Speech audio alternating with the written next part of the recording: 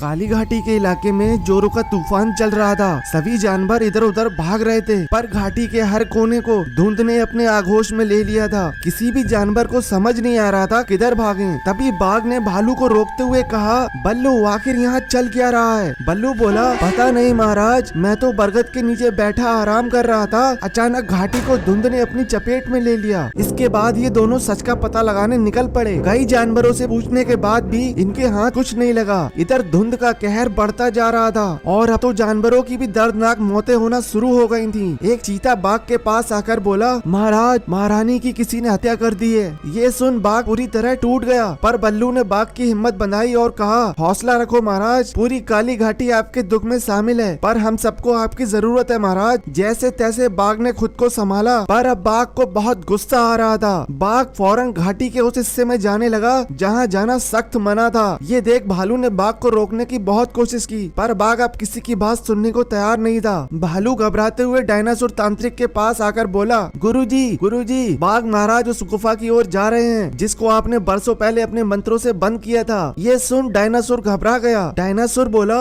उस गुफा का एक चमगादड़ आजाद हो गया है। वही घाटी में तबाही मचा रहा है। मैं उसी को कैद करने का उपाय देख रहा था, और अगर महाराज ने गुफा खोल दी तो अनर्थ हो जाएगा। इसके बाद दोनों गुफा की ओर भागे, पर तब तक बाघ ने गुफा का दरवाजा खोल दिया था। जब डायनासोर ने ये देखा तो डायनासोर डर गया, क्योंकि गुफा से खून पीने वाले शैतान बाहर आ रहे थे। अब तो बाघ भी घबरा रहा था। डायनासोर ने कहा, अब इन्हें वापस कैद करने का एक ही रास्ता है, मुझे अपनी कुर्बानी देनी होगी। इससे पहले शैतान पूरी तरह गुफा से आजाद होते, डायनासोर कुछ मंत्रों को बोलते हुए गुफा में चला गया। इसके पीछे पीछे गुफा में शैतान भी जाने लगे। जैसे ही सभी शैतान गुफा के अंदर चले गए, भालू ने फौरन दरवाजा बंद कर दिया और अब घाटी में चारों तरफ शांति हो गई थी। अंत में बाघ ने कहा, मेरे क्रोध के कारण तांत्रिक की जान गई है। इस बात का अफसोस मुझे जीवन भर रहेगा। गुस्से में लिए गए फैसले अक्सर नुकसान ही पहुंचाते हैं।